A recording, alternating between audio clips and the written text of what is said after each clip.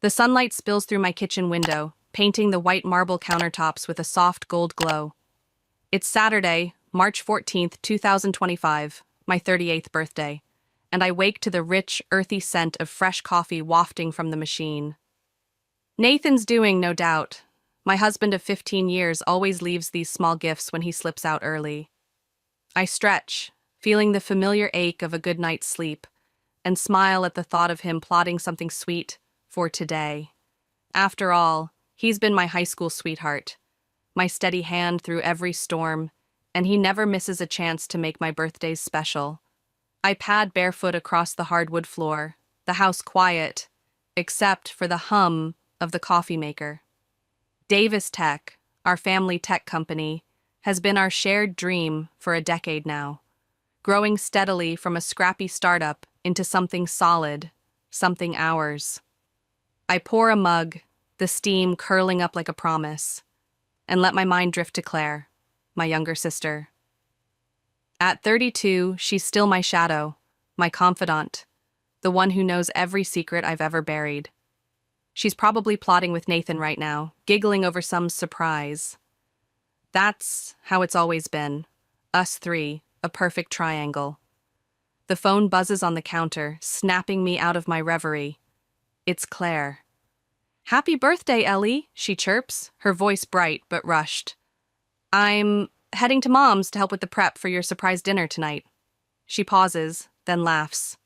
"Oops, guess I wasn't supposed to tell you that." I grin, leaning against the counter. "I'll act shocked, don't worry. Is Nathan in on it too?" A beat of silence then. "No, he said he had some stuff at the office. That new acquisition, I think." Her tone dips, just a hair, but I barely notice. "Sounds like him," I say, sipping my coffee. "Always working." Something's off, though. A flicker in my chest, like a light bulb buzzing before it dies. I can't name it, not yet. I tell myself it's nothing, just the weight of another year. Nathan's note on the fridge says he's handling birthday details, and I cling to that. Today's going to be perfect. It has to be. The house feels too still after Claire's call. I set the mug down, the coffee suddenly bitter on my tongue, and glance at the clock. 10:15 a.m. Nathan's been gone since dawn, and I haven't heard from him. I dial his number, expecting his warm, "Hey, babe," but it rings out to voicemail. I try again. Nothing. That knot in my stomach tightens, a quiet alarm I try to hush. I'm not the suspicious type. I've never had to be. Nathan's my anchor, the one who held me when Dad invested his retirement into Davis Tech. The one who promised we'd build a family when the timing was right. But lately he's been distant. Late nights, hushed calls in the den, vague answers about his schedule. I've chalked it up to work stress, but now it gnaws at me. I grab my keys and a lunch bag from the fridge, leftover pasta, his favorite. I'll surprise him at the office instead of waiting to be surprised. It's a birthday gift to myself, I reason, pulling on my coat. The drive to Davis Tech is short, the city streets lazy under a gray March sky. The building looms ahead, all glass and steel, a monument to everything we've built. I park and wave at Mike, the security guard who's manned the desk since day one. "Mrs. Davis, happy birthday," he calls, his grin wide. "Didn't expect you today." "Thanks, Mike," I say, hoisting the lunch bag. "Just bringing Nathan a little something. He upstairs?"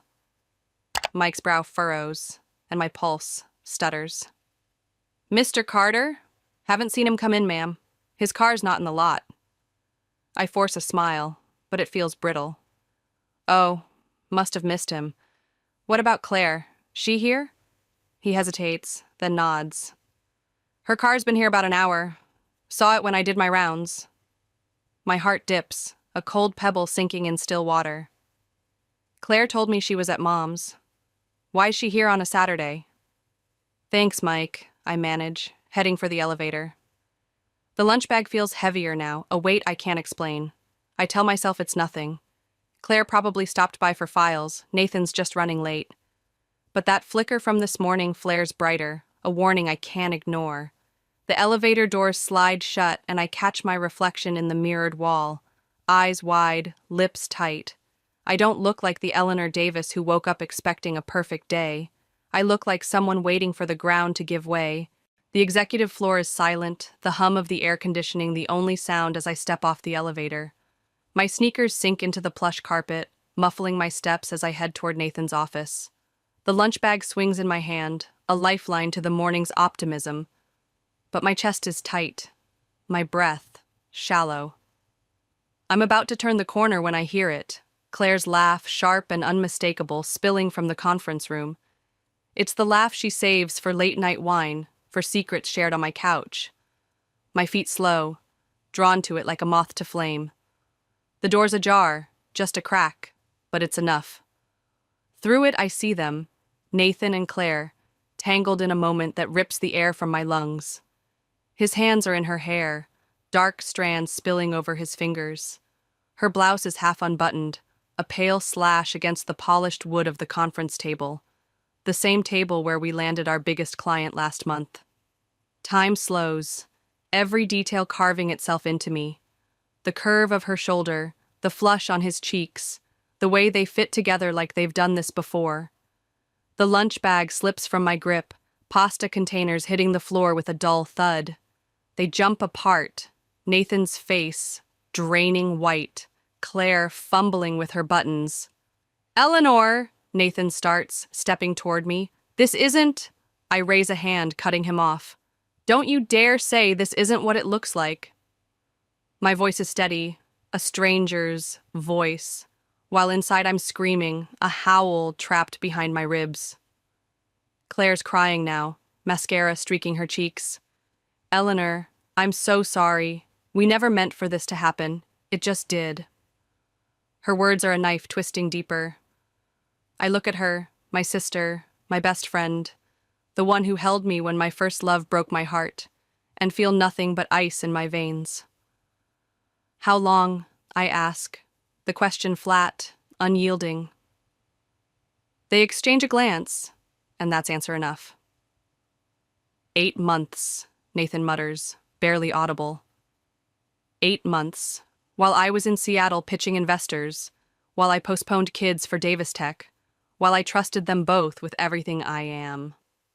8 months, I echo, tasting the betrayal like ash. Claire reaches for me, sobbing. "Ellie, please, let's talk about this." I step back. "Don't touch me, either of you." I turn to leave, but Nathan grabs my arm. "Where are you going? We need to talk." I look at his hand, then his face, those hazel eyes I once drowned in, and pull free. "I'm going to my birthday dinner at Mom's, the one Claire was supposedly helping with. If either of you shows up, I'll tell everyone exactly where I found you and what you were doing." My legs carry me to the elevator, trembling but steady. The doors close, and I see myself in the mirror again, flushed, dry-eyed, a woman I don't recognize. The tears will come later. For now, there's only the cold, hard clarity of what's been shattered, and what I'll do about it. The drive to Mom's is a blur, city lights smearing past like wet paint. I grip the steering wheel until my knuckles ache, replaying that scene, Nathan's hands, Claire's laugh, until it's burned into me.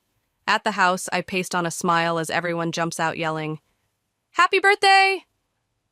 Mom's hugs are warm, Dad's laughter hearty, but their absence hangs like a shadow. "Where's Nathan?" Mom asks, brow creasing. "Work," I lie, the words slipping out too easily. "Claire?" "Helping with something last minute." The excuses taste like ash, but I keep them coming, dodging the pointed glances as the night wears on. My phone buzzes relentlessly. "Nathan, please come home so we can talk." "Claire, don't tell Mom and Dad, let's work this out." I silence it, shoving it deep in my purse. After dessert, I slip away, claiming a headache, and check into a downtown hotel. The room is sterile, beige walls, stiff sheets, a faint hum of traffic outside. Alone at last, I sit on the edge of the bed, the lunch bag moment looping in my mind. The thud, their shock, my voice cutting through. The dam breaks then, tears spilling hot and fast. I sob for the 15 years with Nathan, the 32 with Claire, all the secrets shared, dreams built, trust poured into them like water into cracked earth. It's not just the affair, it's the lie of who I thought they were. My throat burns, my chest heaves, until there's nothing left but a hollow ache. Around 3 a.m., I catch my reflection in the dark window, red-eyed, raw, but still standing. A strange calm settles over me, heavy as a blanket. I've been grieving what I never had. A faithful husband, a loyal sister. The pain doesn't vanish, but it sharpens into something else. Clarity. I grab my phone, ignoring their pleas, and dial Susan Brooks, our legal counsel. "Eleanor?" she answers, voice thick with sleep. "It's urgent," I say. "Steady now. I need to meet you today. Confidential." She agrees, no questions asked. I hang up and stare at the ceiling, the weight of their betrayal shifting into purpose. They think they've broken me. They have no idea what's coming. Morning light filters through the hotel blinds, gray and unforgiving. I turn my phone back on. 27 missed calls, dozens of texts, all ignored. Instead, I open my laptop and log into Davis Tech's financials, something I haven't scrutinized in months, trusting Nathan to handle it. My fingers pause over the keys, then dive in. What I find makes my blood boil. Small transfers, cleverly tucked into consultant fees. $5,000 here, $10,000 there, $25,000 offshore 2 days ago. Not enough to raise red flags, but over months, it's substantial. I trace one to an account I don't recognize, my pulse pounding. This isn't just infidelity, it's theft. I need more. I drive home when I know Nathan's at the office, the house eerily quiet as I step inside. Our bedroom smells faintly of his cologne, a scent that once comforted me, now a taunt. I head straight for his office, a room I rarely enter. His desk is tidy, too tidy, but a drawer rattles with a hidden key taped beneath. It fits a locked cabinet I'd always dismissed as clutter. Inside, a folder spills its secrets, bank statements for a Cayman Islands account, printouts of Belize property listings, beachfront villas, sleek condos, and a brochure for second citizenship by investment. My hands tremble as I read correspondence with a Victor Mercer, a name tied to those transfers. They weren't just cheating. They were planning to run, to leave me with nothing. I sit back, the papers fanned across the desk, and feel rage solidify into purpose. But there's one more thread to pull. I check our home security system, a hunch prickling my spine. The footage loads, dates I was in Seattle, pitching investors while they pushed the microtech deal. There they are, Nathan and Claire, entering our home, laughing as they climb the stairs.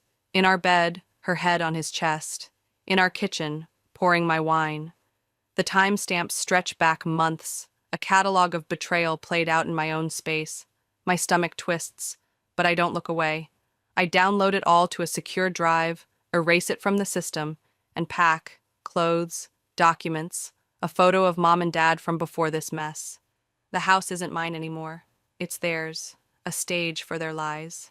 As I leave, I glance at the blinking security light one last time. Evidence secured, I'm not the Eleanor who walked in. My mind races, not with pain, that'll hit later, but with a plan. They thought I'd stay blind, trusting while they bled Davis Tech dry.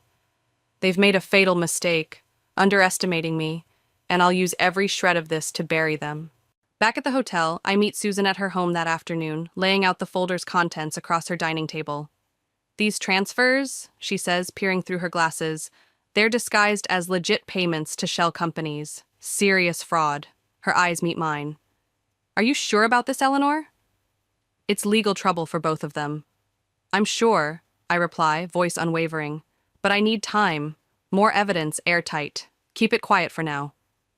She nods, promising discretion. and I leave with a list of next steps burning in my mind. That night, Nathan's waiting in the hotel lobby, unshaven, eyes red. "How'd you find me?" I ask, cool as glass. "Called every hotel downtown," he says, voice cracking. "Please, let me explain." I cross my arms. "Go ahead." He stumbles through it. A mistake, a terrible mistake. Claire didn't mean anything. But each word sharpens the knife. 8 months of didn't mean anything? I laugh, bitter and low. Was she convenient in our bed too while I was in Seattle? His silence is deafening. "I want a divorce," I say, simple, final. He shakes his head, desperate. "We can fix this. Counseling, anything." Then, a shift, a threat. "Think about Davis Tech. A divorce splits everything." I smile, cold. I know exactly what's at stake. Later, Claire shows up at my room, bursting into tears the moment I open the door. "I never meant to hurt you," she sobs. "It just happened." I cut her off. "Did you help him move the money? The offshore accounts? The shell companies?" She freezes, tears stopping abruptly. "I don't know what you—" "Get out," I say, quiet but firm. "Next time, it's through my lawyer." She leaves, and I sit, hands shaking, their lies stacking like bricks. I hire Rachel, a PI, that night, track their moves, their calls. Susan's digging deeper into the financials.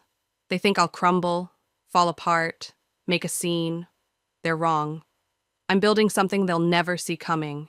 A case, a reckoning, a new me forged in their fire. The next 3 weeks are a tightrope walk, each step deliberate, each breath measured. At Davis Tech, I play my part, nodding curtly to Nathan in meetings, avoiding Claire's pleading eyes in the halls, while beneath the surface, I'm weaving a net to catch them.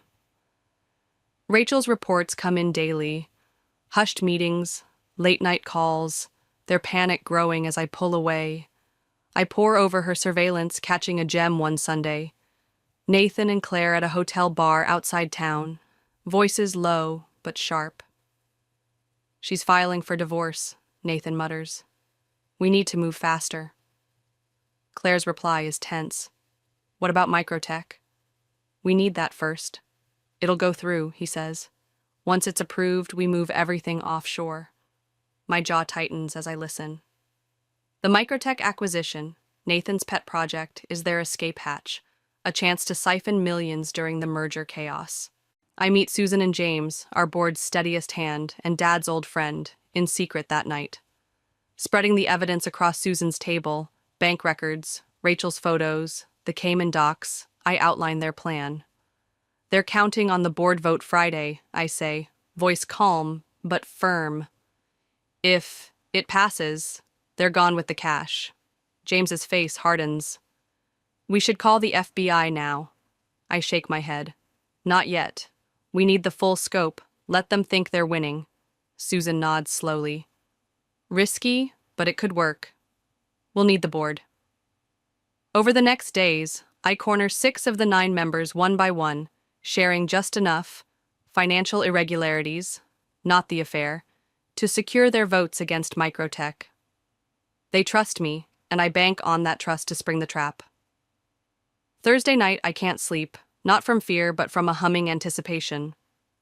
Rachel texts, "Meeting at Nathan's condo, Claire there, they're arguing." I smile grimly into the dark. Their plans fraying, and they don't even know I'm the one pulling the threads. Tomorrow, in that conference room where they betrayed me, I'll turn their game into mine. They've underestimated me for the last time. Friday morning dawns sharp and cold, the air biting as I dress with precision. Charcoal gray suit, blood red blouse, a warrior's armor. I arrive at Davis Tech early, reviewing my notes in my office, the weight of the evidence a steady anchor. Susan knocks at 9:30, briefcase in hand. "Everything's set," she says. "James has the auditor ready, security's briefed." I meet her gaze. "Public?" She nods. "As you wanted." I square my shoulders. "Good. They humiliated me in private. They'll face this in public."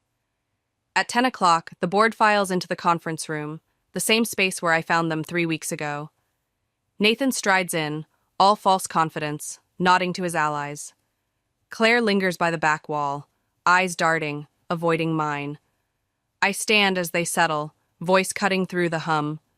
Before we begin, I propose an agenda addition.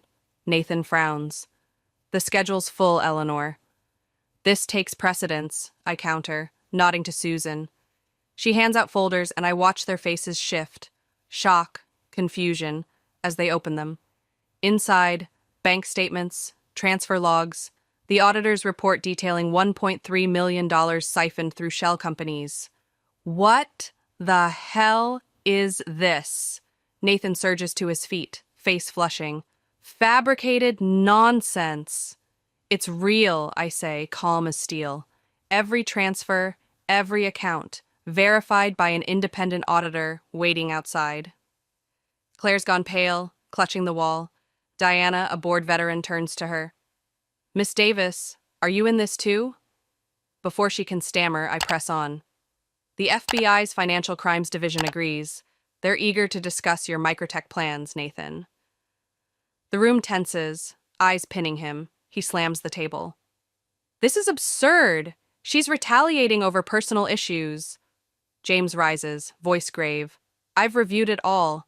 This isn't marital discord, it's embezzlement.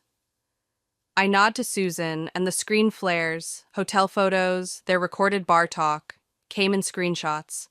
Gasps ripple. Nathan hisses, You can't prove this. Actually, I can, I say, meeting his glare. Claire tries, voice shaking. Eleanor, please. He said it was for an expansion, a gift. In Belize? I cut in. No extradition?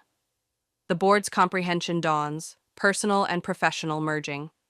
I move to suspend Nathan Carter and Claire Davis, pending investigation, I say, and cancel the microtech vote. James seconds it. The vote's unanimous, Nathan's shouts drowning in the tide. Security escorts them out, badges and devices confiscated. Claire reaches for me as she passes. We're sisters. Now, we're nothing, I reply, steady and final. The room empties, but I linger, staring at that table. It's not victory yet, just the first blow. The real reckoning still ahead. 3 weeks later, the Westfield Hotel ballroom buzzes with shareholders, investors, family, press. All eyes on me as I step onto the stage at 2 p.m. My parents sit up front, supportive but shadowed by Claire's absence. Nathan and Claire slip in separately at the back. Unwelcome, but entitled, as shareholders. I grip my notes, then set them aside, voice clear. Good afternoon. Davis Tech has faced recent upheaval. Today, I'll lay it bare. Where we've been, where we stand, where we're going. For 20 minutes, I unravel the fraud. Slides of transfers, shell companies, the microtech scheme. Professional, methodical, letting facts speak. Murmurs grow as I reveal $1.3 million stolen. Their escape thwarted. Then I pause, breath deep. Some wonder how this went unseen. The truth is, I was blinded by trust. My husband, Nathan Carter, and my sister, Claire Davis. The room stills, gasps sharp. I found them together on my birthday, then uncovered their crimes. They used our bond to hide their theft, counting on my faith to shield them. Heads turn, spotting them. Claire starts for the door. My next words stop her. But they underestimated me. I click to the next slide. Davis Tech's future. New controls, restructured leadership, growth projections soaring. We've secured our assets, recovered most funds, and we're stronger for it, I say, voice rising. The energy shifts, shock yielding to hope. I step from the podium, speaking from the heart. Betrayal can destroy or transform. I chose transformation. I look straight at them, pinned in the back. To those who thought I'd crumble, you were wrong. To those who doubted Davis Tech, you were wrong. To anyone who'd underestimate a woman pushed to her limit, think again. Applause builds, slow then thunderous, a standing ovation as I leave the stage. James pulls me aside, beaming. Masterful, Eleanor. You've saved us and set a new course. Investors swarm, hands shaking mine, but my eyes find Nathan and Claire slinking out, defeated. Later, their messages hit. Nathan, you've destroyed me. Claire, I'm sorry, I delete them without a reply. The chapter's closed. I've turned their betrayal into my strength, and this is just the beginning. A year later, I stand in my new office atop the Davis Tech building, floor-to-ceiling windows framing the city skyline in March 2026's crisp light. The view's a far cry from that hotel room's gray despair. Davis Tech thrives now, expanded into 3 markets. Stock doubled, our workforce buzzing with purpose. Nathan's in a minimum security prison, 4 years ticking by. Claire's serving 2, a faint hope of early release whispering through Mom's last call. They've seen her once, a fragile step toward healing, but I keep my distance, the wound too deep to bridge. I've shed the past. Our house sold, a sleek downtown apartment mine now, free of their echoes. Dating's begun, tentative, but mine to define. The door clicks and Susan steps in, smiling. The Forbes reporter's here, women to watch, right on time. I straighten my jacket, the weight of a year's battle settling into quiet pride. Send her in, I say, then add, Susan, thank you for everything. She nods, understanding the depth of it. As I turn back to the glass, the ashes of betrayal are gone, replaced by steel. They meant to break me. Instead, they forged a woman they'll never outmatch. Have you ever had a moment when something felt just off? A smell, a glance, a shift in the air that made you question everything?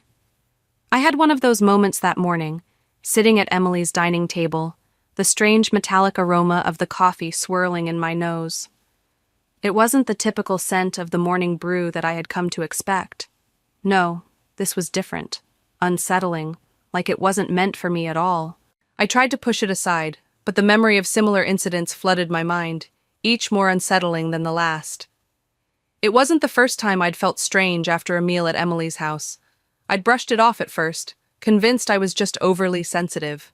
But 3 years of marriage to David and countless meals at her house had started to form a pattern, a disturbing one I couldn't ignore. I was Mary, 29, and after everything I had been through, I never thought I'd be questioning my own husband's motives. I sat there, pretending to be polite, watching David, my husband, smiling at me with a look that didn't quite meet his eyes. It wasn't a real smile, not the kind that said he was genuinely happy. It was something else. Something that made my stomach churn. "Don't you want to try the coffee I made especially for you, honey?" he asked. His voice, the way it hovered in the air, felt wrong, almost too rehearsed. Across from me, Emily stirred her coffee slowly, watching me with an expression I couldn't quite place. "David's been really into making coffee lately," she said, her voice too sweet. "He's been practicing different brewing methods just for you." The way she said "just for you" sent a chill down my spine. It was a strange thing to say given that I never asked him to make coffee, let alone spend time perfecting it. And then there was the smell.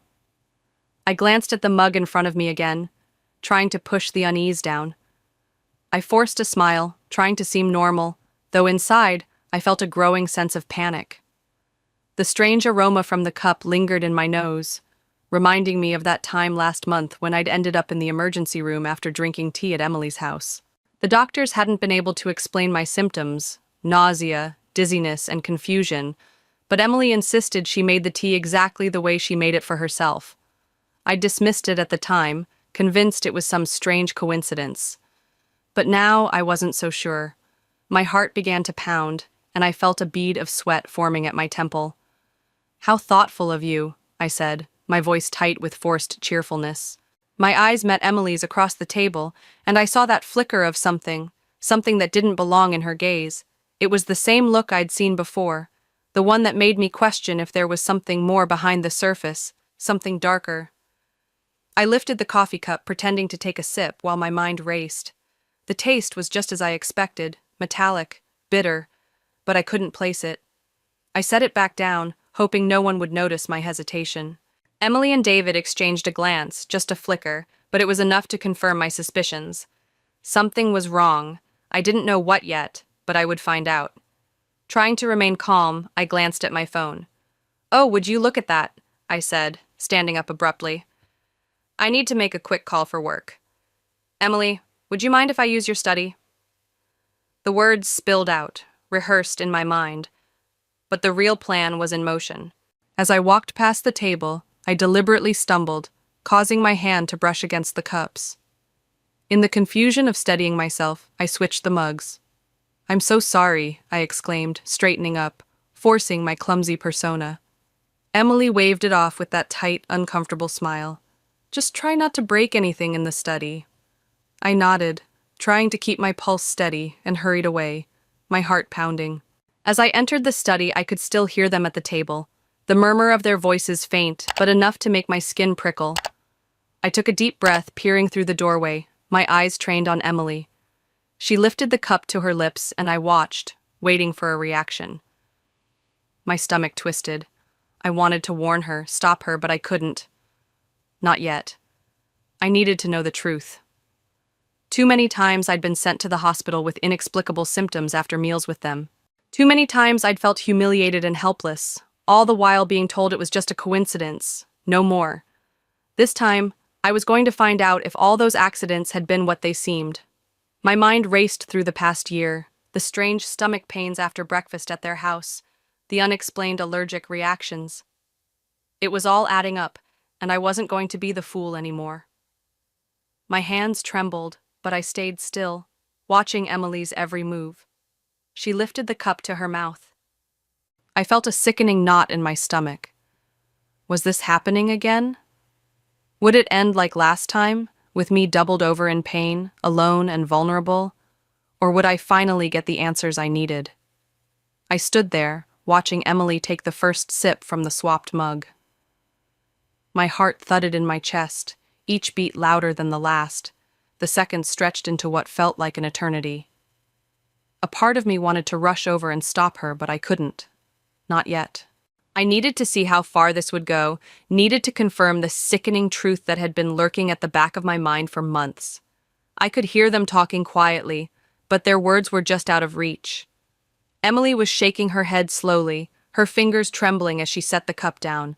Her face had drained of color.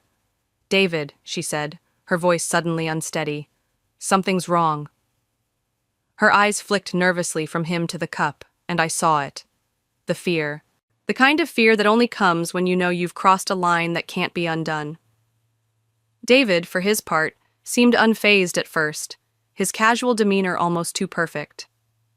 He was leaning back in his chair, his fingers tapping absently on the table. "What do you mean?" he asked, trying to sound nonchalant, but I caught the twitch in his jaw. Emily's hands were shaking now, visibly struggling to keep it together. "David," she repeated, this time her voice cracking. "What did you put in that coffee?" I could see David's eyes flicker toward the mug, then back to Emily. His smile faltered, just for a split second, but it was enough to make my blood run cold. Before he could respond, Emily's face contorted, a wave of nausea washing over her. I don't feel right," she stammered, grabbing at the edge of the table to steady herself. David's expression shifted, and suddenly all the calmness, all the pretense, vanished. He was standing now, knocking his chair over in the process, his eyes wide with panic. "Nah, what's happening?" His voice cracked. "Nah, stay with me." He reached for her, but she swatted his hands away, a look of disgust crossing her face. I stayed hidden in the study, my hands shaking as I steadied my phone. The recording was already in progress.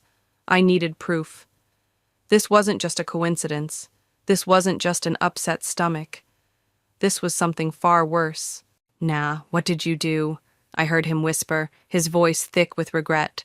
He looked lost, like the calm, confident man I married was suddenly unraveling in front of me. But it was too late. The mask had already slipped, and I could see the truth underneath it. Emily struggled to speak, her words coming out in ragged breaths. You promised it would just make her sick enough to miss the board meeting. You said it wouldn't be traced, she spat, her anger rising despite her weakening state. You said it wouldn't be traced, her voice cracked, tears filling her eyes as she collapsed against the chair.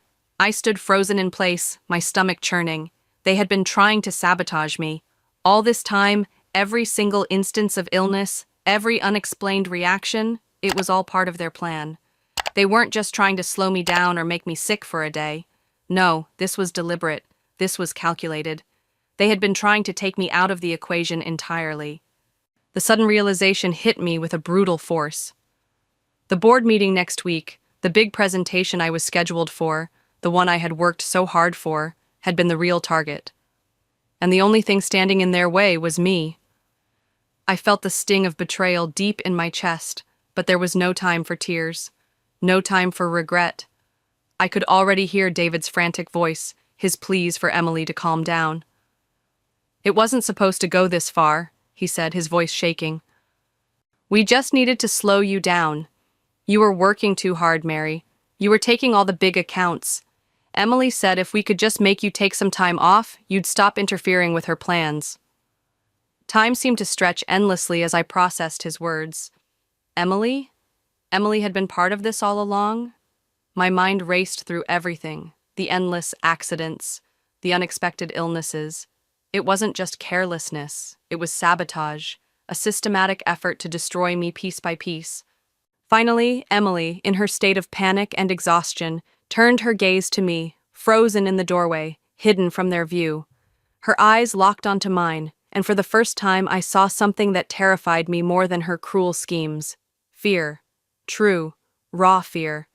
The kind of fear that comes when you realize your carefully constructed world is crumbling. Her voice wavered as she gasped, barely able to whisper, "You switched the cups. You knew." The accusation hung in the air between us, a bitter taste I could hardly stomach. It wasn't a question, it was a statement. And in that moment, everything I'd suspected about David and Emily's betrayal had been confirmed. I didn't know what to say. There was nothing to say. I just stared at her, my mind reeling from the magnitude of the revelation. I had been the target all along. The plan had been in motion for months, and I had barely noticed. "Call an ambulance," Emily begged, her voice barely above a whisper. She was still trembling, but it was no longer just from the poison. It was from fear, the fear that came when you realized your actions had led you down a path you couldn't escape. I took a deep breath, my hands steady despite the chaos unfolding around me. I dialed 911, keeping my voice calm and clear. "We need an ambulance at 1542 Maple Grove Drive," I said, my voice firm. "My sister-in-law appears to be having a severe reaction to something in her coffee. She's conscious but experiencing tremors." I glanced once more at Emily. Her eyes were wide with panic, still processing what had just happened, what she had just admitted to. But it was too late. The truth was out, and there was no turning back. The minutes felt like hours as I stayed on the line with the 911 dispatcher, calmly explaining the situation, my voice unwavering. Inside, I was a storm of anger, disbelief, and something colder, more calculating, an urgent need for clarity. The truth had come crashing down on me, and now I had to act quickly. I watched Emily, slumped over in her chair, her trembling hands clinging to the edge of the table as she struggled to stay upright. David was pacing now, his frantic steps echoing in the otherwise silent room. "What did you put in that coffee?" Emily demanded again, her voice hoarse with panic. Her face had lost its usual composure, and she looked almost small, vulnerable. Gone was the woman who had always prided herself on control. She was just as much a pawn in this as I was, just a willing accomplice to a plan that had gone wrong. David's face twisted, a mix of guilt and fear that was almost unrecognizable. His usual charm had faded, leaving behind only the shell of a man who had no escape. "Nah, calm down. This isn't what you think," he stammered, his voice pleading. But Emily was having none of it. She pushed herself up from the table, her body shaking as she stood, glaring at him with a look I had never seen before. "You said it wouldn't hurt her. You said it would just make her miss the meeting. You lied to me, David. You said it wasn't supposed to be like this." Her voice cracked, but she wasn't backing down. David opened his mouth to respond, but nothing came out. He just stood there, helpless, watching Emily's symptoms worsen by the second. The silence between them spoke volumes. There was no going back now. They had crossed a line, and there was no pretending anymore. I was about to take another step forward, maybe confront them directly, but the urgency in Emily's voice stopped me in my tracks. I think I'm going to pass out, she muttered, her breath coming in shallow gasps. Her body swayed slightly, and she crumpled back into the chair, her eyes rolling back. I felt a cold jolt of panic run through me, but I kept my composure. I couldn't let fear take hold. Not now. I could hear the sirens in the distance. The ambulance was almost here. I turned my attention back to the phone in my hand, trying to keep calm as the dispatcher reassured me that help was on the way. Still, I couldn't shake the feeling that something more was at play. The coffee, the sickness, the way Emily's sudden illness mirrored my episodes. It was all part of the plan. But why? What had I been missing all these months? As the sirens grew louder, I knew I had to act fast. I could feel the weight of the evidence, my suspicions, the bizarre string of coincidences that had plagued my life for months, all pointing to one thing. They had been poisoning me. All this time, they had been poisoning me, trying to ruin my career, my life. But why? It wasn't just about the board meeting or the presentation. No, it went deeper than that. There was more at stake here. And I needed answers. When the ambulance arrived, I stepped aside, allowing the paramedics to do their work. They didn't ask many questions, just immediately assessed Emily's condition. The situation had already spiraled beyond anything they could handle with a few simple interventions. They needed to get her to the hospital, and fast. David stood to the side, his face pale, his hands shaking as the paramedics wheeled Emily out of the house. He was in shock, but I could see it in his eyes, the realization that his carefully constructed world was coming apart. His silence was more damning than anything he could have said. I had to stay calm, had to stay focused. I was in control now, the one with the upper hand. As the paramedics loaded Emily into the ambulance, I turned to face David, my voice cold. "I'll be going to the hospital with her," I said flatly. "I think you should stay here. I don't want to get in the way of your plans." David opened his mouth as if to protest, but he didn't speak. He just stood there, watching as I climbed into the back of the ambulance, my mind already racing ahead. There was still so much to uncover, so much that didn't make sense. Why would they risk everything just to stop me? Was it jealousy? Was it about the business? Or was it something more personal?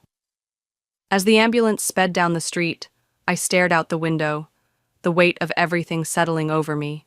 The betrayal, the sickness, the pain, it was all connected. And now, finally, I had the proof. When we arrived at the hospital, I made sure to capture every moment, to hold on to the evidence. I needed it. The confession, the moment of clarity, and the one thing that had always been nagging at me, the question of why. I was determined to find out. I wasn't going to let them get away with this, not this time. I sat in the sterile hospital waiting room, the fluorescent lights buzzing overhead, filling the silence with a sense of unease. My heart was still racing, the events of the past few hours replaying in my mind like a nightmare I couldn't wake from. Emily was in one of the back rooms, hooked up to IVs, her body still trembling from whatever poison had coursed through her veins. I hadn't seen David since we arrived, and I wasn't sure where he had gone, but I could feel his presence even from a distance.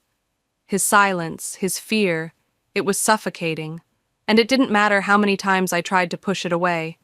It was clear now. The person I had trusted the most had orchestrated my downfall.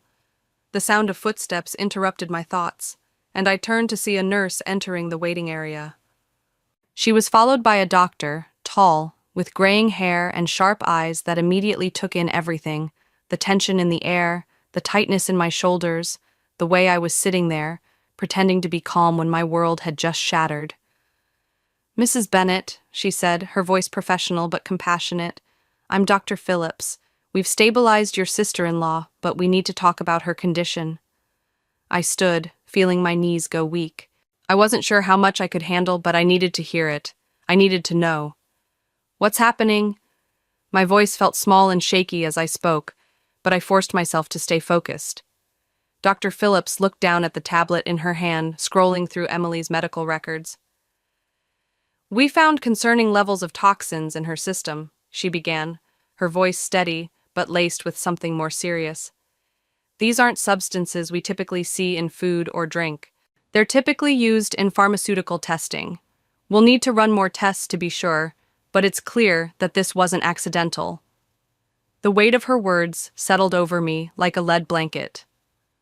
I knew what this meant. I had known it for months, but now I had the confirmation. The incidents, my illness, the strange food poisoning, the allergic reactions. It had all been part of something far worse than I had ever imagined. And it wasn't just Emily.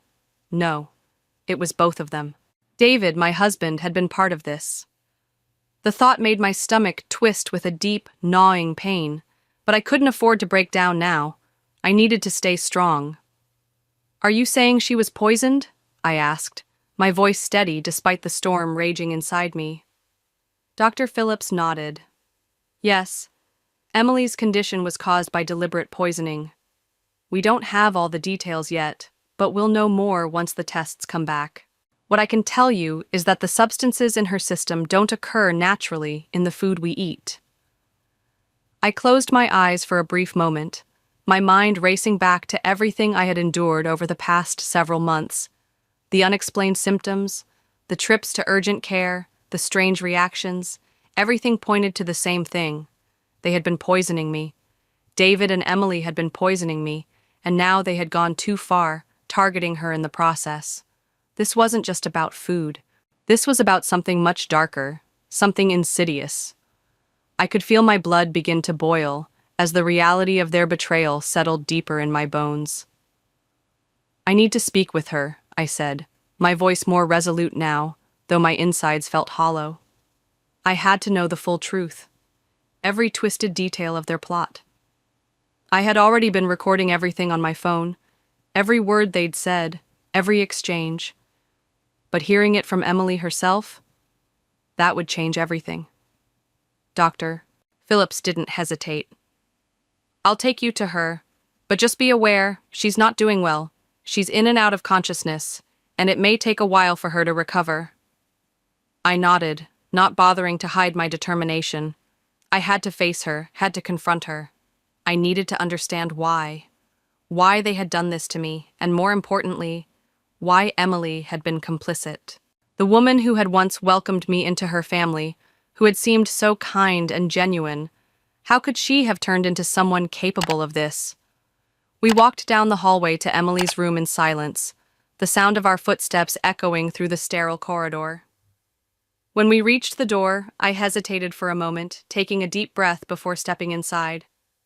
Emily was lying in the hospital bed, her body still trembling slightly despite the IV fluids keeping her hydrated.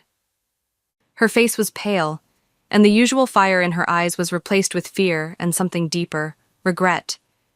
She glanced at me as I entered, her eyes wide, filled with panic. But there was something else there too. Guilt. Mary, she whispered, her voice hoarse and weak. I'm so sorry. I couldn't speak for a moment. Seeing her like this, broken, vulnerable, was a far cry from the woman who had always seemed in control. For a moment, I almost felt pity for her, but that quickly faded, replaced by a cold, burning rage. You're sorry?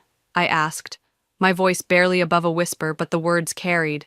Sorry for what? For poisoning me? For poisoning yourself? For trying to destroy everything I've worked for? I felt my anger rising, but I held it in check. I wasn't here to rage at her.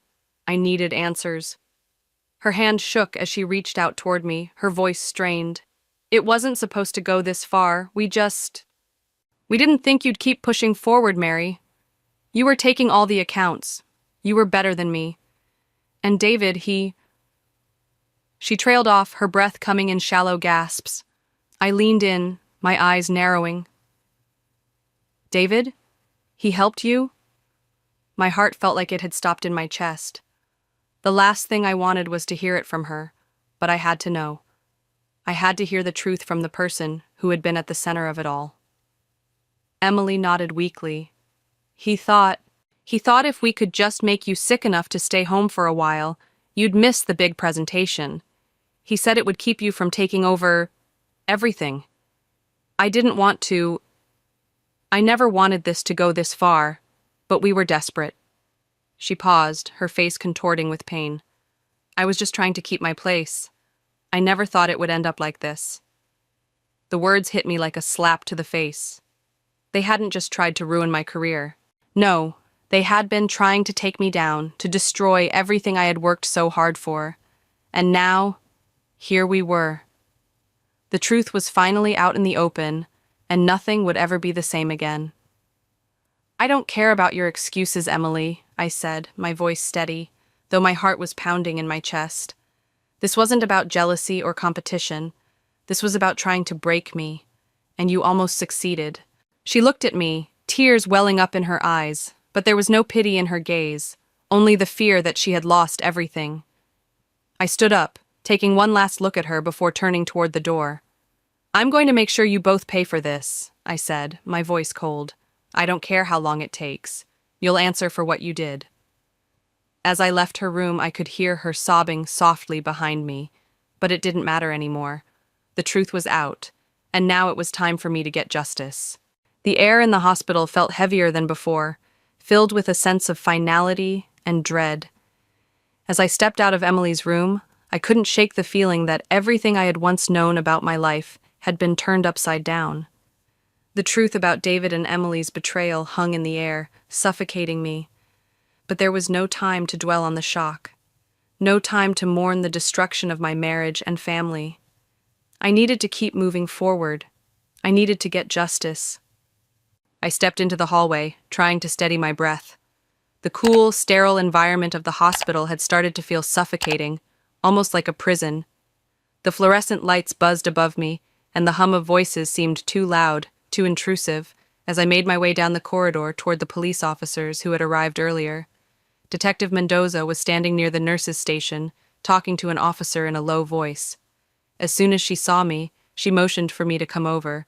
Her demeanor was calm and professional, but I could see the underlying urgency in her eyes. She was already piecing together what had happened, connecting the dots in the way only an experienced investigator could.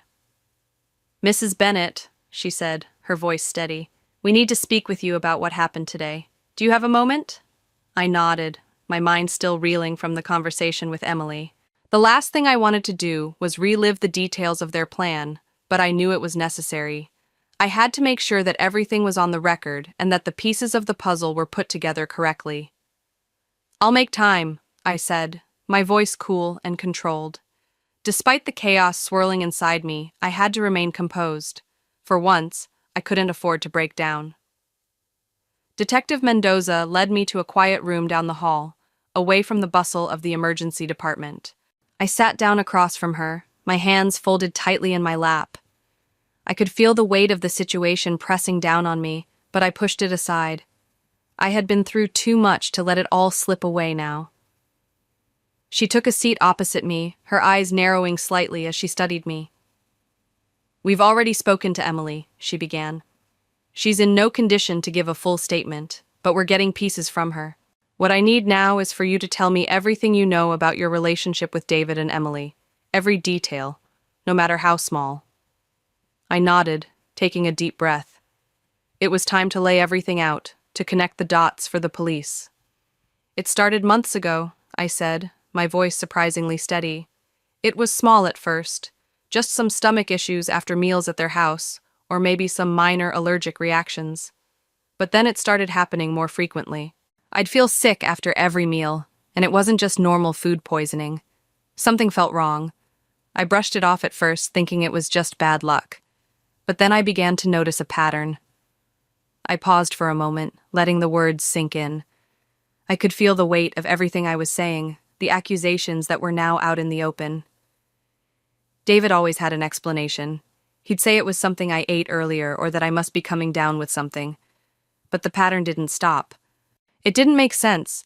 It wasn't until I was hospitalized after a breakfast at their house 2 months ago that I started putting it together. Detective Mendoza nodded, taking notes as I spoke. She didn't interrupt, allowing me to recount the details at my own pace. I told her about the strange tea incident and how I had ended up in urgent care after drinking a cup that Emily had prepared. I described the vague but unsettling conversations I had overheard between David and Emily and the strange texts I had found on his phone that seemed too secretive to ignore. And then I told her about the coffee. The cup David had made for me that morning, the one with the metallic smell, the one I had switched with Emily's, how it had been the final confirmation, the proof I needed to see that this was not an isolated incident, that this was deliberate, that they had been poisoning me. "Do you think this was just about business?" Detective Mendoza asked, her tone still neutral but with a flicker of curiosity. "Is it possible that they were trying to sabotage your career in some way?" I didn't hesitate. "Yes," I said firmly. "It wasn't just about my health. They were trying to keep me from succeeding. I was up for a major presentation, one that David knew would be important to my career. They thought if they could make me sick enough, I'd miss it. They wanted me out of the picture."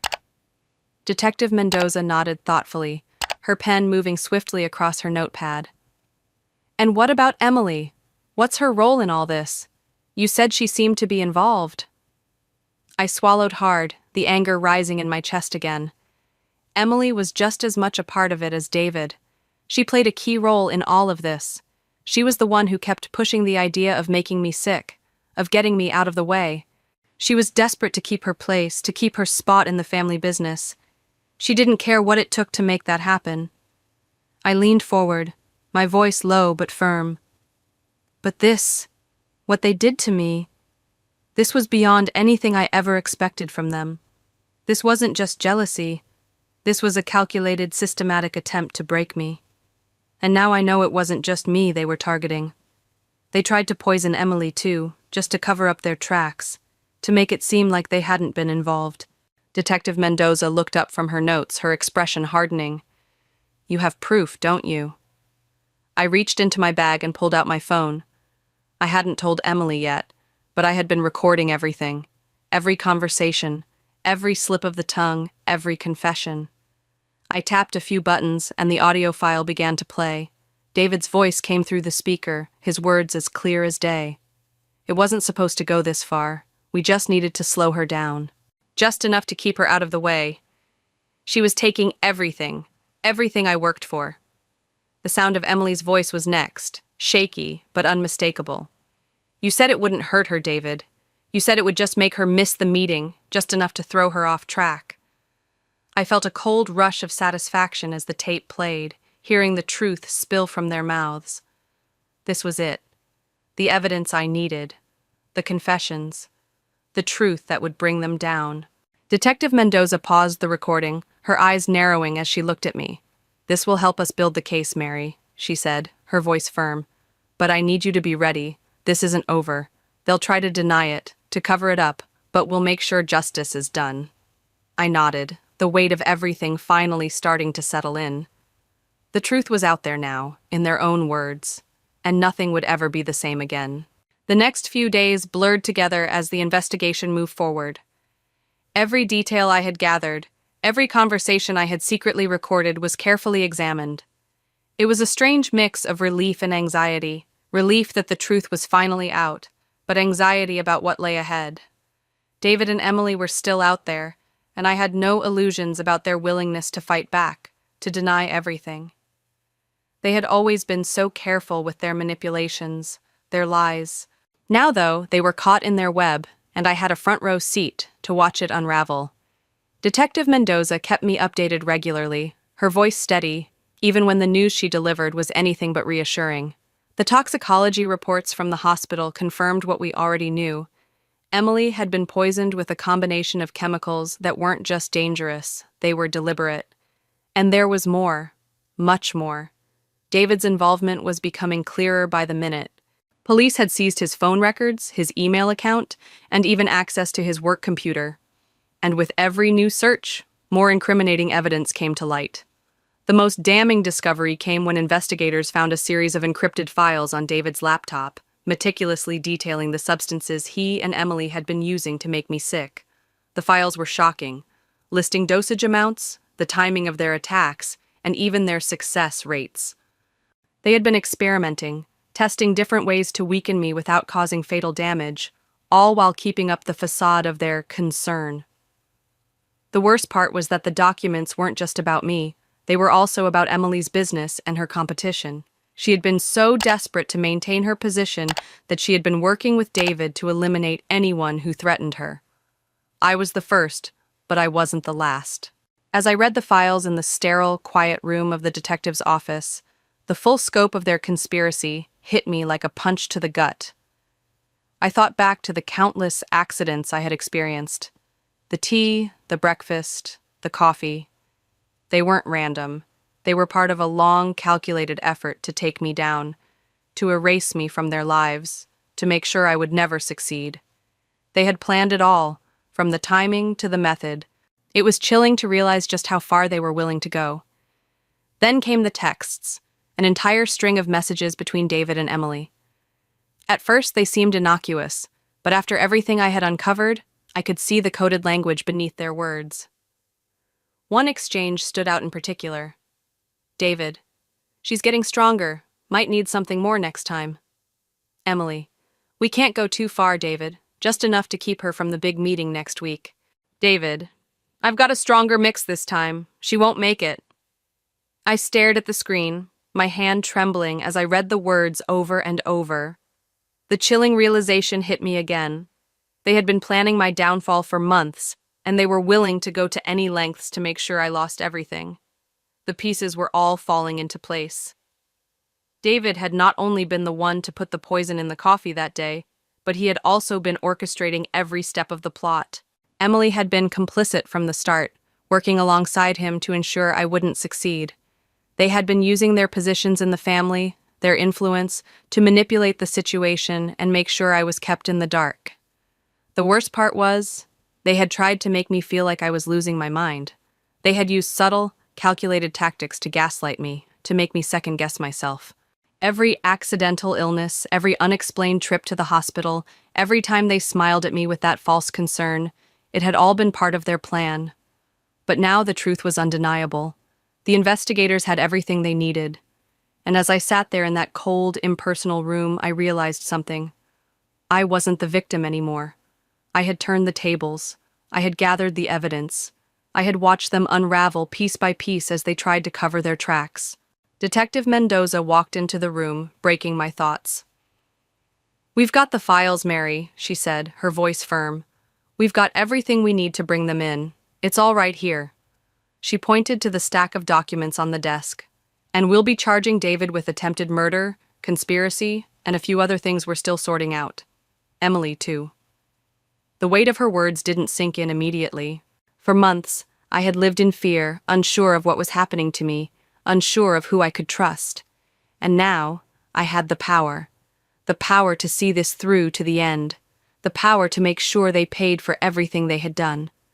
I nodded slowly, feeling a sense of finality wash over me. "It's over, isn't it?" I asked, though I already knew the answer. Mendoza's expression softened for a moment, a small flicker of empathy breaking through her professional demeanor. "It's over. But the real work is about to begin. We need you to be ready for what comes next, testifying and cooperating with the prosecution. It's going to be hard, but we'll make sure they don't get away with it." "I'm ready," I said, my voice steady despite the storm that had been brewing in my chest. "I've been ready for months." As she left the room, I sat there for a moment, taking in everything that had happened. The fight wasn't over. It had only just begun. But now I knew that no matter how hard David and Emily fought, they were already trapped. They had underestimated me. They thought they could break me. But I was stronger than they had ever imagined. The evidence was irrefutable, and justice would be served. The days following the revelations were a whirlwind. It felt as if the entire world had shifted beneath my feet. I had gone from being a passive victim, uncertain of my place in my own life, to someone who finally had control over my destiny.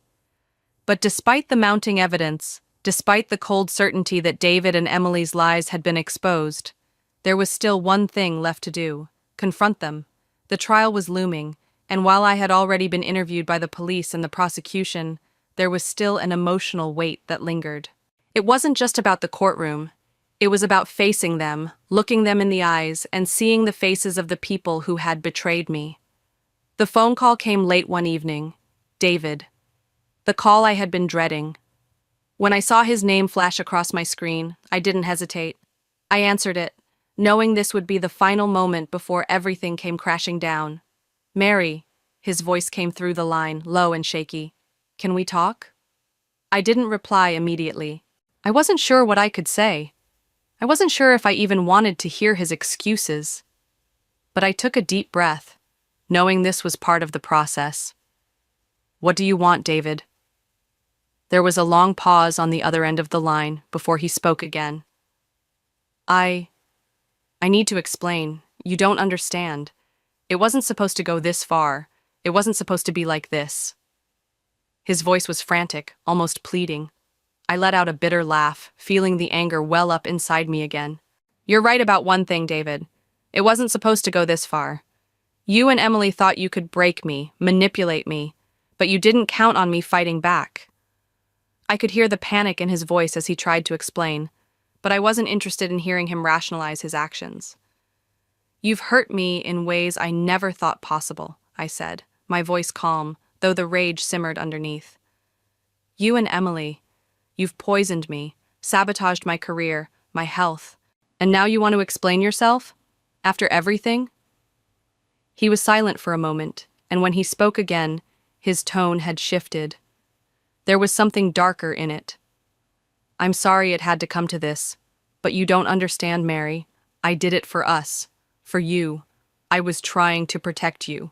His voice cracked, but I didn't buy it for a second. "Protect me?" I scoffed. "You call poisoning me trying to ruin my career protecting me? You never cared about me.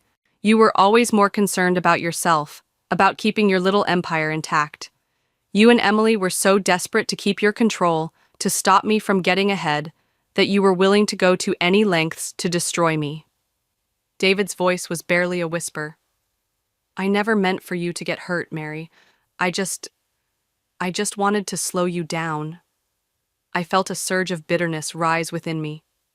Slow me down? David, you've already done more damage than I can even begin to describe. I've spent the last few months fighting for my life, fighting for my career, and what? So you and Emily could feel secure? There was a long silence on the other end. And then, finally, David spoke in a voice I barely recognized. "It wasn't supposed to be like this. I was trying to protect you. I never wanted it to get to this point. I just needed to make sure you wouldn't ruin everything." I felt a cold, bitter laugh escape my lips. "Ruin everything? You've ruined everything, David. You've ruined our marriage, you've ruined my trust in you, and you've ruined your future. You've betrayed me, and there's no coming back from that." His voice wavered, desperate now. "I love you, Mary. I've always loved you. I didn't want to hurt you." I closed my eyes, shaking my head. "I can't even look at you right now. You're no longer the man I married. You're just a stranger who tried to destroy everything I built. And for what? A power struggle? To protect a sick illusion of control?" David's voice cracked. "Please, Mary, don't do this. You don't know everything. You haven't heard my side. We can work this out." But I wasn't interested in his side anymore. I had heard enough. I had seen enough. "You should have thought about that before you poisoned me, David," I said, my voice colder than I thought possible. "I've already made my decision. The truth is out, and now you and Emily will have to face the consequences." There was a long pause, and then I heard him sigh deeply, as if all hope had drained from him in that single moment. "I'm sorry," he whispered. "I never wanted this." But his apology meant nothing. The damage had been done. I wasn't the same woman who had walked into that house months ago, naively trusting the people closest to her. I was stronger now, I was smarter now, and I wasn't going to let them win. I hung up the phone without saying another word, A weight lifted off my shoulders. The conversation had been draining, but it had also been necessary. I had confronted him. I had heard his weak apologies, his pitiful justifications.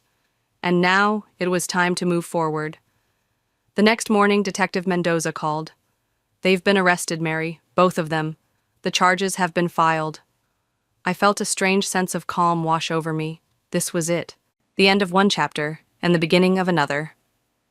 "I'm ready," I said, my voice steady. "Let's make sure they never hurt anyone again." The courtroom was filled with a tense silence as I took my seat on the witness stand. The air was thick with anticipation, the kind that settles in a room just before the truth is laid bare for all to see. I could feel the weight of the moment bearing down on me. This was the culmination of everything I had fought for. The end game. For months, I had lived in the shadow of fear and betrayal. But today, the truth would finally come to light. David and Emily sat at the defense table, both looking remarkably composed, though I could see the cracks in their facades. Emily, always so poised, now looked nervous, her hands trembling in her lap as she avoided my gaze. She had always been the one to hold the power, to command the room with a smile and a few well-chosen words.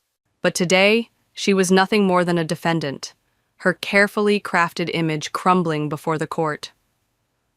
David, on the other hand, was a picture of quiet defeat. His once confident posture was now hunched, his eyes darting around the room as if searching for a way out. He avoided making eye contact with me, but I could see the guilt in the set of his shoulders. He knew he was done. They both did. The prosecutor stood up, her voice firm as she addressed the court. "Ladies and gentlemen of the jury, we have gathered irrefutable evidence that proves the defendants, David Bennett and Emily Anderson, conspired to poison and harm Mrs. Mary Bennett over several months. The motive? Simple: jealousy, greed, and a desperate desire to eliminate someone they saw as a threat to their ambitions." I watched as the prosecutor presented the evidence. The toxicology reports, the medical records, and the text messages between David and Emily detailing their plan to sabotage me. The phone recordings, too, played for the jury.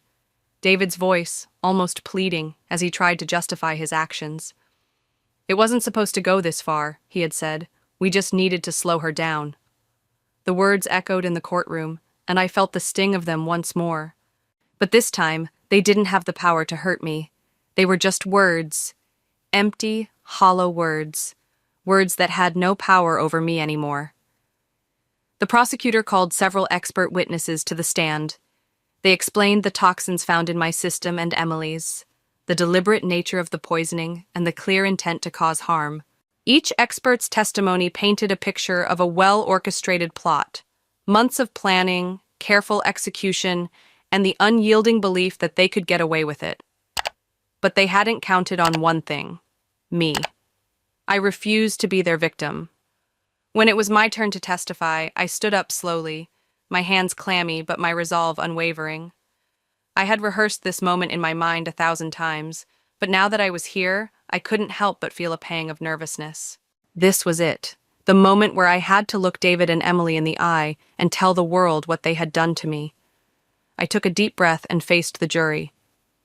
"I loved my husband," I began, my voice steady despite the emotions swirling inside me. "I trusted him, and I trusted Emily. They were family. I never imagined that the people closest to me, people I loved, would try to destroy my life. But they did.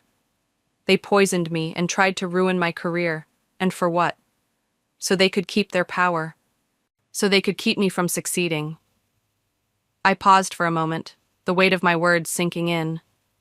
I spent months questioning myself, wondering why this was happening, why I was always sick, why I felt so weak. But when I finally discovered the truth, I realized that this wasn't just about me. This was about them trying to eliminate a threat, my success, my career. They thought they could control me. But I didn't give up. I fought back. I gathered the evidence, and I brought it to you. I turned to look at David and Emily, who sat in silence, unable to meet my gaze. "And now," I continued, "I stand here not as their victim, but as someone who has reclaimed her life. No matter what happens today, I know one thing: they won't break me. They won't ever break me. As I finished my testimony, I felt a sense of finality wash over me. The truth was out. I had done everything I could to ensure that David and Emily faced the consequences of their actions. It wasn't just about revenge, it was about justice. It was about holding them accountable for the pain they had caused, not just to me, but to anyone they tried to manipulate in the future. The trial stretched on for several more days, the defense making its case, but it was clear that David and Emily had no solid defense left. The evidence was overwhelming. The jury had seen the truth, and when the time came for closing arguments, the prosecutor's voice rang clear and strong. They thought they could destroy her, the prosecutor said, gesturing toward me, but Mary Bennett stood strong. She fought back. And now, we ask that you do the same. We ask that you deliver the justice that Mary deserves, that her husband and sister-in-law deserve. They tried to poison her. They tried to steal her future. And now it's time for them to face the consequences. The jury deliberated for only a few hours, but it felt like a lifetime. When the verdict finally came, I was sitting with my lawyer, my hands clenched in my lap. I couldn't breathe. I had prepared myself for any outcome, but still, my heart pounded in my chest. I had come this far, and I needed to hear those words. The bailiff stood up and addressed the court. We, the jury, find the defendants, David Bennett and Emily Anderson, guilty of attempted murder, conspiracy, and aggravated assault. We recommend the maximum sentence. The words hit me like a wave. I wasn't sure if I was hearing them correctly, but the silence in the room told me I had. David and Emily had been found guilty. Justice had been served. I stood up slowly, the tears coming unbidden now. Tears of relief, tears of anger, tears of grief. The weight of everything I had endured, the pain, the betrayal, it was all finally coming to an end. As the officers moved to take David and Emily into custody, I watched them closely. They were silent now, their masks gone, their true faces revealed. They had been brought to justice, and I had been the one to make it happen. The trial was over, and the world had shifted once more. It was strange how quickly things can change, how you can go from feeling completely powerless to standing tall with the weight of victory in your hands. Yet, despite the verdict, even though David and Emily were finally going to pay for what they had done, I felt an emptiness I wasn't prepared for. Justice had been served, but there was still something lingering, a sense of loss. The days after the trial passed in a blur. I had a strange sense of detachment, like I was watching my life unfold from a distance. I had spent so much time fighting, so much time focused on survival, that I hadn't truly stopped to reflect on what had just happened. Now, I was left to pick up the pieces. I didn't go to work for a while. I needed space. Space to breathe. Space to think. Space to rebuild. The months of deception, the near-daily stress of wondering what would happen next, had taken a toll on me, more than I had ever realized. It wasn't just about the physical poison anymore. It was about the emotional toll. I had to reclaim myself, reclaim my peace of mind. I spent those first few days walking around the city, letting my thoughts settle. The streets of Nashville felt different now, familiar yet unfamiliar, as if I were seeing everything through new eyes. I had changed. I didn't know exactly who I was anymore, but I was determined to figure it out. One afternoon, I found myself sitting in a small cafe, sipping a latte I hadn't bothered to drink in months. The simple pleasure of it, sitting in peace, knowing I was safe, was overwhelming in a way I hadn't anticipated. I realized how much I had missed moments like this, moments of stillness and calm. The world had felt like it was moving at a breakneck speed before, always full of tension, always pushing me to the edge. But now, with the court case behind me, I could finally exhale. My phone buzzed on the table, pulling me out of my thoughts. I picked it up, expecting another message from my lawyer or an update from the company, but it wasn't. It was a text from an unknown number. I hesitated before opening it, wondering who would be reaching out to me now. "Mary, this is Kate from Henderson Enterprises. I hope you're doing well. We're excited to let you know that the board has unanimously decided to move forward with your proposal. The Henderson account is yours." My heart skipped a beat as I read the words. For months, I had been fighting for my life, for my career, and now it seemed like everything was falling into place. The account, the one I had fought so hard for, the one Emily and David had tried to steal, was mine. I was finally getting what I deserved, and I could feel a sense of validation wash over me. I couldn't help but smile as I typed a quick response. "Thank you, Kate. I'm honored. Let's make this a success." But then the weight of it hit me. It wasn't just about the business deal anymore. It was about my journey, the hard work, the strength I had found deep within myself to rise above the chaos and the betrayal. I hadn't just earned this opportunity, I had fought for it, and that was worth more than any contract. I took another sip of my latte, letting the warmth of the drink spread through me. It felt like a small victory, but it was mine. I had rebuilt my life from the ashes of what David and Emily had tried to destroy, and now I had a future, one I controlled. It wasn't just about proving them wrong, it was about proving to myself that I was capable of overcoming anything.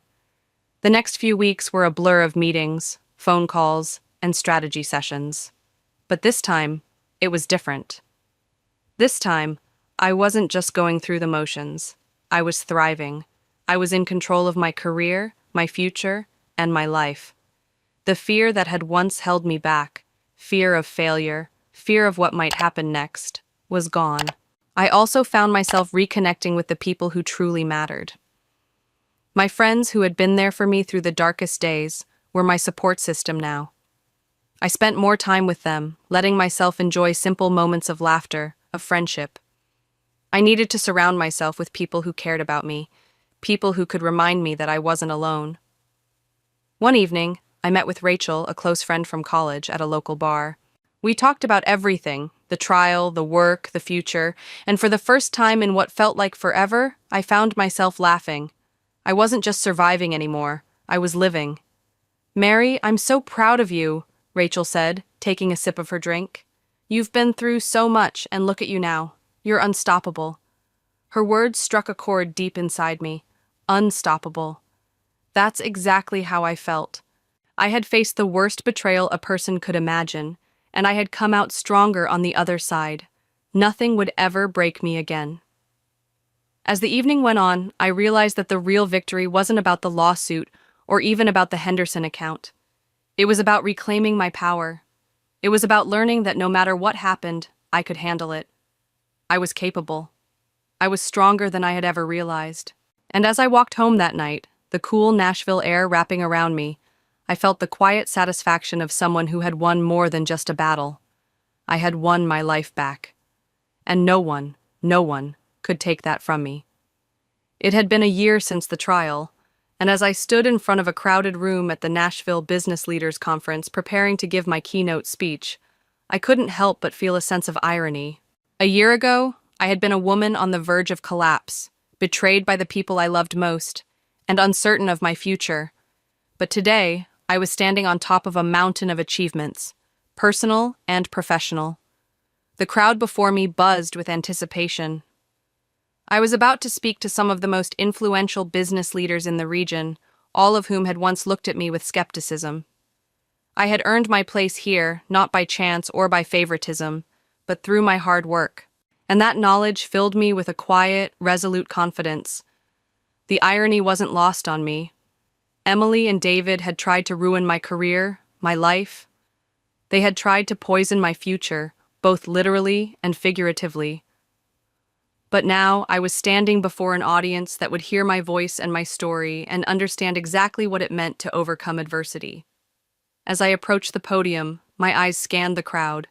There were faces I recognized from the business world, some of them unfamiliar, others from my past, like Kate from Henderson Enterprises, who had helped me land the biggest deal of my career, and Rachel, my dear friend who had supported me every step of the way. They were here for me, just as they had been throughout this entire journey. I took a deep breath, feeling the weight of the moment, and then I began.